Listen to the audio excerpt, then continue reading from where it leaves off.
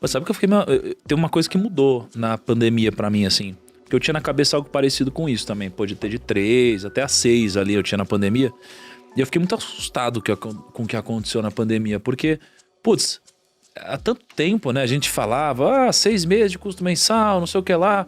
E a gente ficava pensando, a pandemia tinha acabado de começar, né? Vai durar 1 mês, vai durar 2 meses. Olha, por isso você tem que ter um fundo de emergência e tal. Aí, de repente, o negócio durou mais de 1 ano. 1 ano e meio. Tá durando. Eu falei, cara... Aí, uma coisa que mudou pra mim foi... Acho que 3 meses te deixa super confortável, né?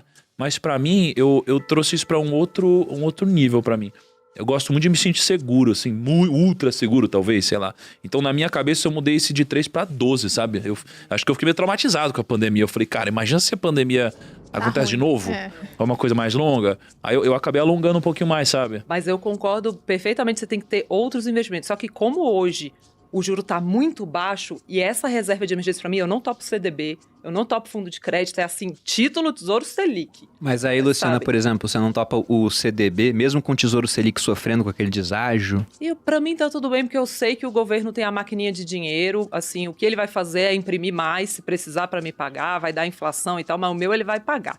Eu já vi banco grande quebrando. O que é o Tesouro Selic? Vamos voltar nessa questão do deságio antes, né? Por que eu perguntei pra Luciana? Ela falou da reserva de emergência, 3 meses, o Thiago já puxou pra 12.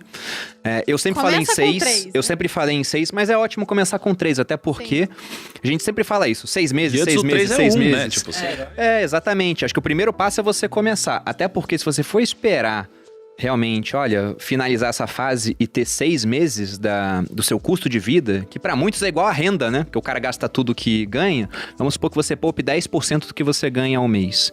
Então, com 1 mês você tem 10% lá, com 10 meses você tem uma vez o seu custo de vida ou sua renda. Pra você ter 6, são 60 meses, são 5 anos. Então, nesse caso, já são 2 anos e meio montando a reserva. Só que, como você falou, é uma reserva que vai render muito pouco. Porque hoje a gente tem uma Selic que acabou de ser elevada aí em 0,75. Ela tá em 4,25, mas a inflação tá em 8. Então, na verdade, você está deixando um dinheiro lá que, apesar de nominalmente estar aumentando em termos reais, ele está perdendo poder de compra. Só que a minha pergunta foi da seguinte maneira. Os títulos do Tesouro, eles têm uma variação de preço. E o Tesouro Selic, ele tem tido uma variação para baixo em alguns momentos. O preço dele tem caído por conta de movimentos aí numa parte pré-fixada. A gente vai ficar muito complexo isso, né? Mas ele tá caindo um pouquinho de preço. É por isso que eu perguntei pra Luciana, será que vale a pena deixar no Tesouro Selic? Você não prefere correr o risco de um CDB de um bom banco, tipo um Itaú da vida, que hoje paga 100% do CDI, que é quase igual a Selic? Então, na verdade, até pra quando eu for, eu não quero que a pessoa tenha só 3 meses de reserva de emergência. Pra mim, aqueles 3 meses tem que ser título público do Tesouro Selic. Só que quando eu passo dos 3, aí eu já topo crédito, eu já topo outras coisas. Por quê? Porque eu já vi banco grande quebrando lá fora, por mais que tenha proteção de fundo garantidor de crédito, até liberar esse dinheiro. Eu tô falando da reserva de emergência, o dinheiro que eu quero na minha mão a hora que for. E eu que é um lugar onde você consegue tirar em qualquer momento, rapidamente, né? Rapidamente. E ainda prefiro fazer via fundo, óbvio, né? Porque eu amo fundos de investimento, mas não só por isso. Porque tem fundo taxa zero hoje em várias corretoras que investem só em título do Tesouro Selic, que o resgate é no mesmo dia. O Tesouro Direto, o resgate é no dia seguinte. Então, pra mim, você resolve esse medo quando você tem esses serviços, você se sente livre.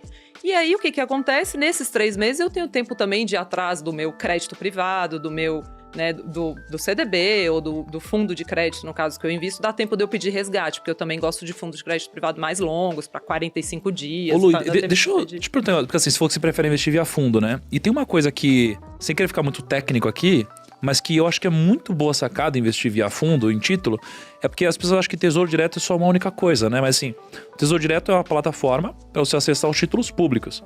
E basicamente tem 2 tipos de títulos públicos, né? Você tem aquele que você compra via o Tesouro Direto e aquele que as corretoras ou as tesourarias dos bancos compram via os leilões, né? Tanto é que são custodiados em lugares diferentes, inclusive.